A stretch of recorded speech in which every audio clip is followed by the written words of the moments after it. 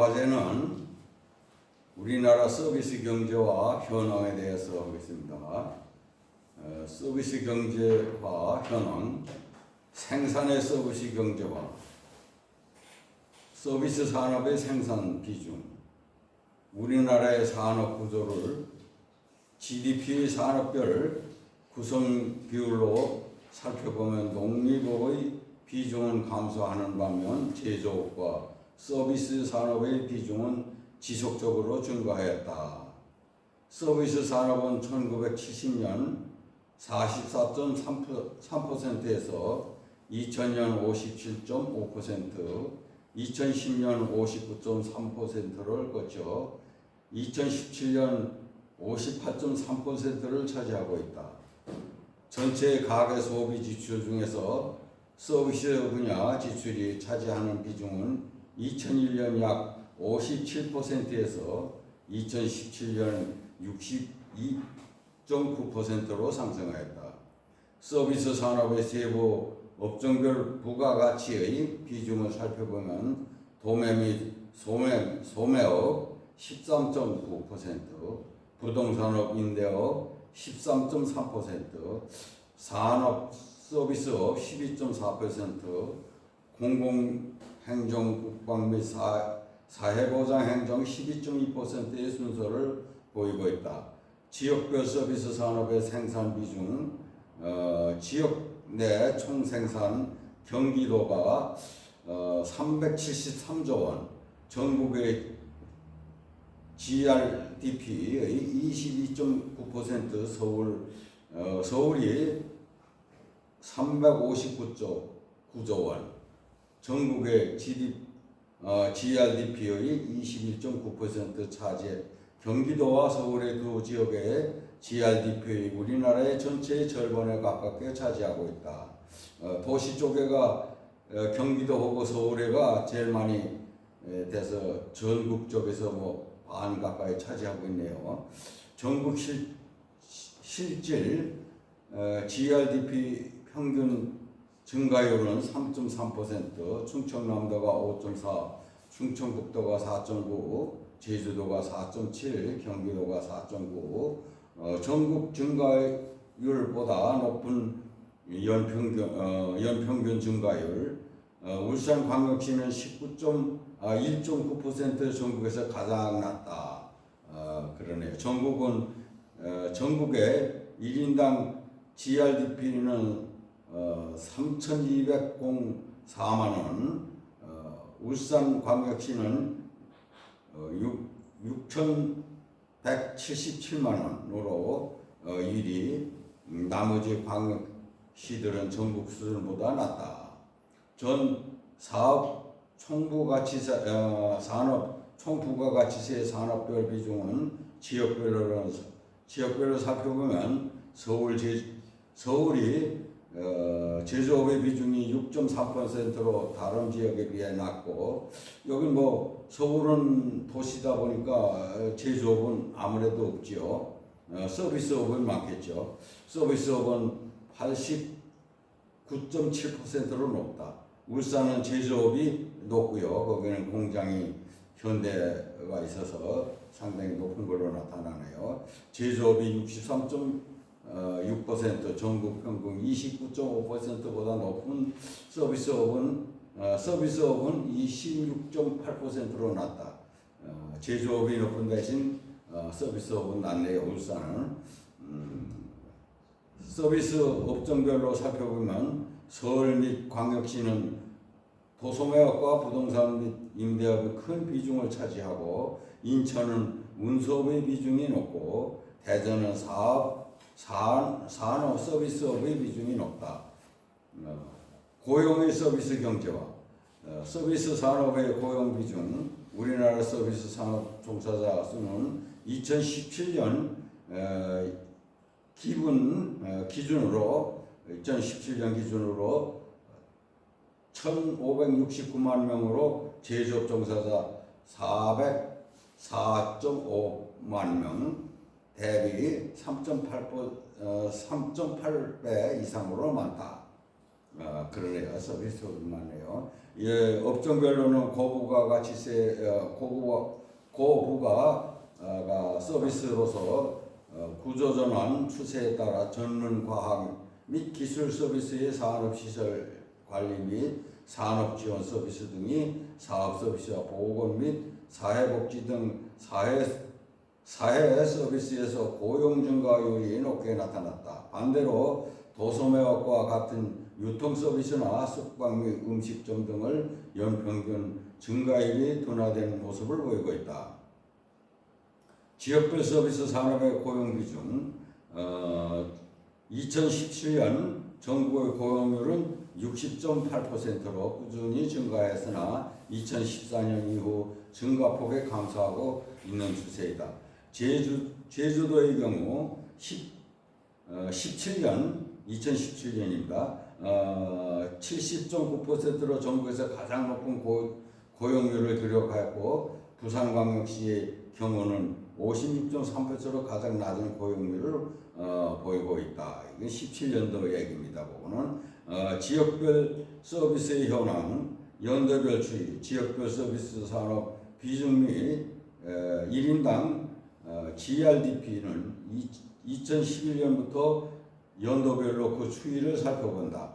1인당 지역 내 총 생산은 1,357만 원에서 2016년은 3,204만 원으로 증가하고 있으나 서비스 산업의 비중은 5.54% 정도로 큰 변화가 없다. 서비스 산업의 비중이 전국 평균보다 높은 유일한 지역은 서울이며 울산의 경우는 서비스 산업이 차지하는 비중이 가장 낮은 지역이다. 인천의 경우는 2000년 대비 2016년 서비스 산업의 비중이 43%에서 53%로 10% 증가했으며 전국에서 가장 큰 비중의 변화를 보였다. 인천이 가장 큰 변화를 보였네요. 지역별 현황으로 보면 지역별 서비스 산업 비중은 전국적으로 산업체 수와 종사자 수는 전 산업의 서비스 산업에 가장 많은 비중을 차지하고 있다. 제주도의 경우는 서비스 산업의 산업체 수 비중의 91%, 종사자 수 비중이 85.3%로 서비스업의 차지하는 비중이 가장 높다. 서비스 산업의 산업체가 밀집되어 있는 지역은 서울과 경기도로 두 지역에 기반한 서비스 산업체의 비중은 우리나라에서 전체의 40%를 차지하고 있다. 종사자 규모별 서비스 산업체 수준 비중은 300인 이상의 큰 규모의 서비스 산업의 체제를 대부분 서울에 집중적으로 분포되어 있다. 서비스 산업의 기간 신생률은 소멸률, 기업의 창업과 폐업의 수치를 확인할 수 있는 신생 기업과 소멸 기업의 비율인 신생 비율과 소멸률을 살펴보자. 2016년 서비스 서비스 업종 기업의 창업이 가장 많은 지역은 신생률 21.4%의 제주도였고 2015년 폐업이 가장 많은 지역은 소멸률 13.7% 광주였다. 광주가 제일 됐네요. 폐업이 많았네요. 제주도는 창업이 많았고요. 서비스 업종별로 기업의 생별을 살펴보면 예술, 스포츠 및 여가 관련 서비스, 숙박 및 음식점 등 사업시설 관리 및 사업 지원 서비스업의 신생률이 상대적으로 높아 창업의 진입 장벽이 낮음을 알 수가 있다. 그러나 해당 업종들은 진입 장벽 역시 낮은 편이라 경쟁의 심화로 소멸을 역시 타 업종에 비해 높은 것으로 보인다. 지역별 특화 산업을 살펴보기 위하여 종사자 수와 부가가치를 이용한 입지계수를 살펴보자.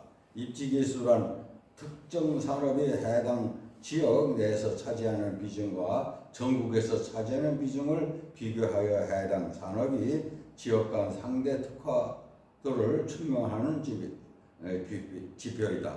종사자 수를 이용한 입지계수를 분석하면 전라남도와 제주도는 농림업의 입지계수가 각각 5.17과 6.35로 1차 산업에 높은 특화를 보이고 있다.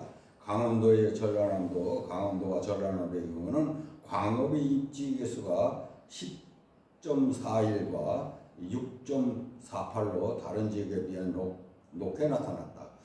서비스 산업의 입지계수가 1인 이상 지역은 서울, 부산, 대구, 광주, 대전, 강원, 전북, 제주도로 나타났다. 지역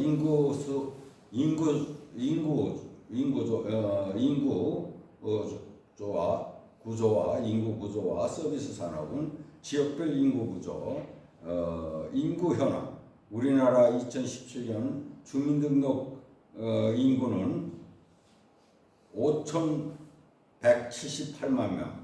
2000년도 이후 꾸준하게 증가하는 추세이다. 경기도가 총 인구의 약 24.9%를 차지하고 있으며 서울의 19%로 경기도에 다음으로 많은 비중을 차지하고 있다. 인구 증가율에 있어서는 2016년 대비 2017년 증가율이 세종시가 15.24로 가장 높은 것으로 나타났다. 이게 나는 요게 조금 좀 생각이 좀 있더라고요.